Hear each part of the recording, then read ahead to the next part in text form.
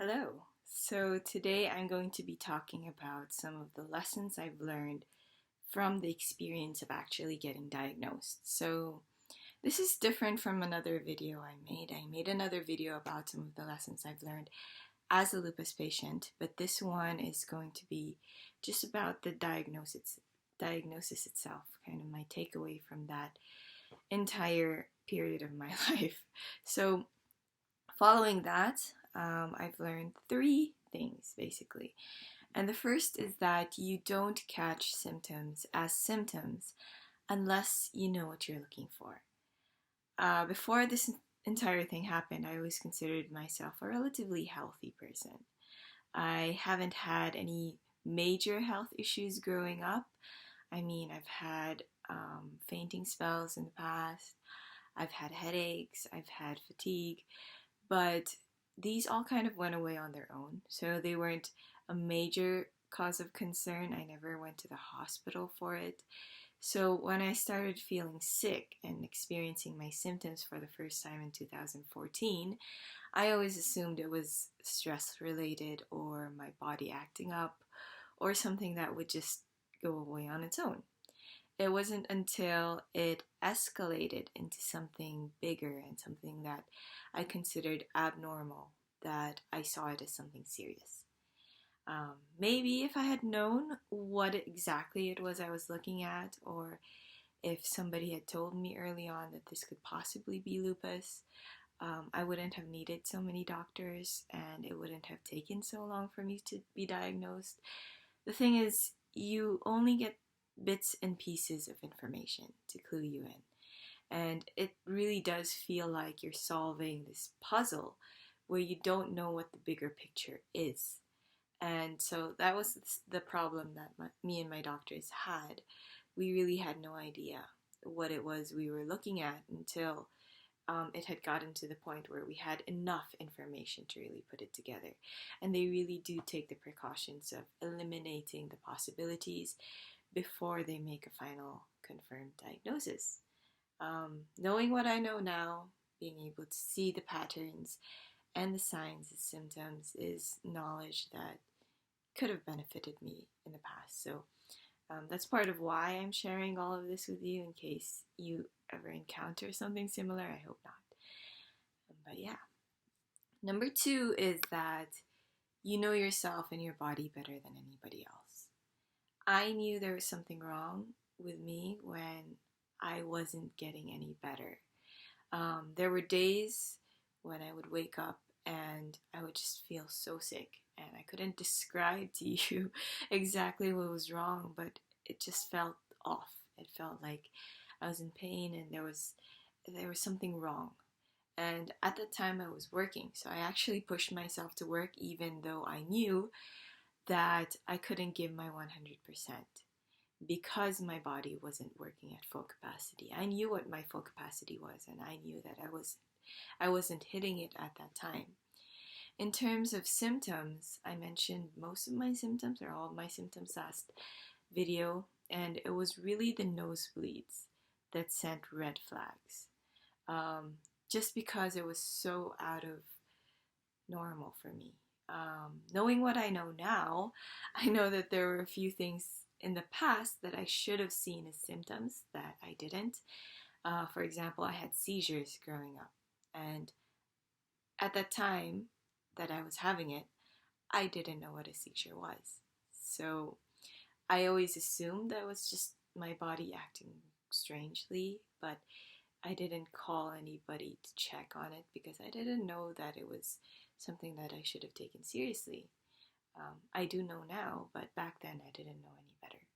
So, um, if it was just one thing, I think I would have probably ignored it. So, if it was just me having joint pains or me just having fevers or just having some sort of inflammation, I could have possibly ignored it. The thing is, I had all of these things happening at the same time. It was simultaneous, and that's what lupus is. It's systemic, so it could affect your entire body system, any part of your body system at the same time if it wanted to.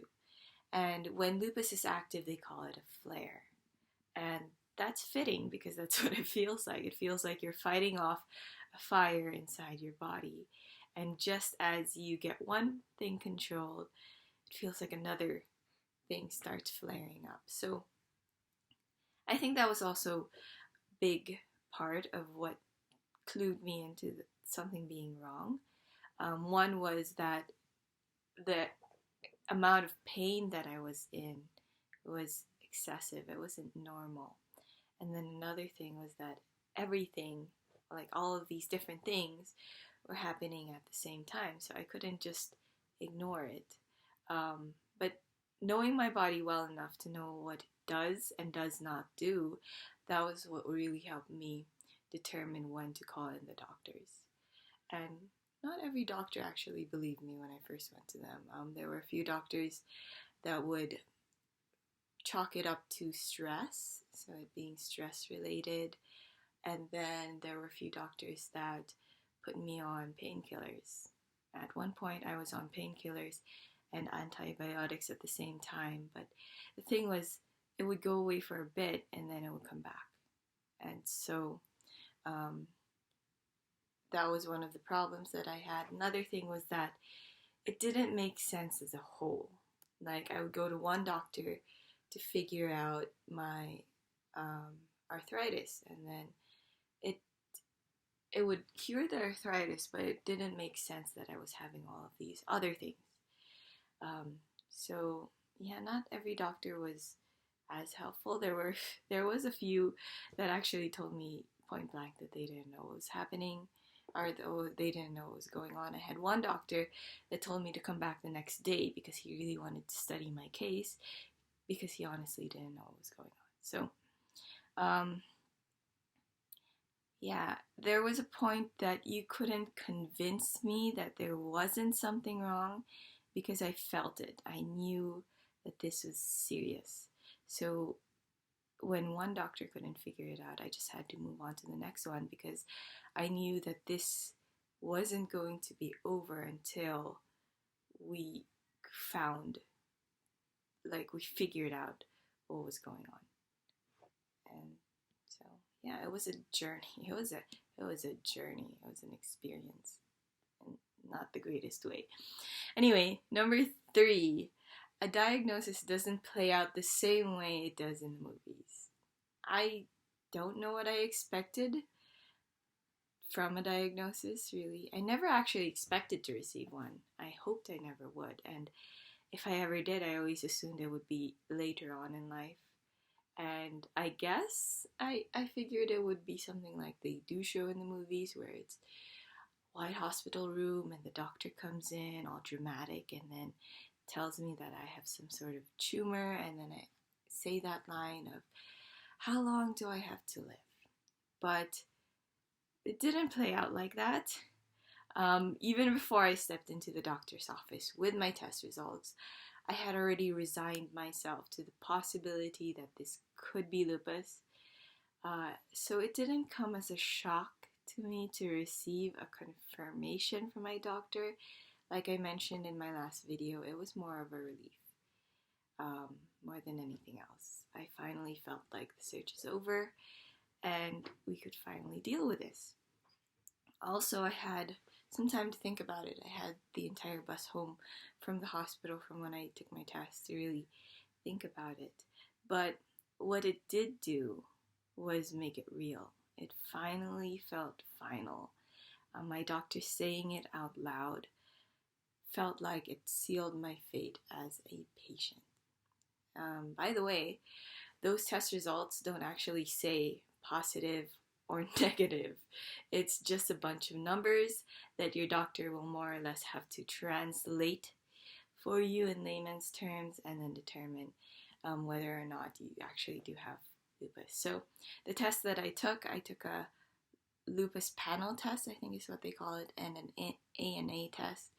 And what this is a bundle of tests. So it's one specimen, or it's one blood test, but they do a series of different tests. So when they read it, they read your results against the norm. So if your numbers are a little bit high, or drastically low, that's an indication of abnormality. And so that could indicate lupus activity, and they determine the results based on the entire test. So it's not just one thing on its own, but the entire thing. So your doctor would have to be the one to explain that to you, but it's not a positive or negative result that's just stated there on the results itself.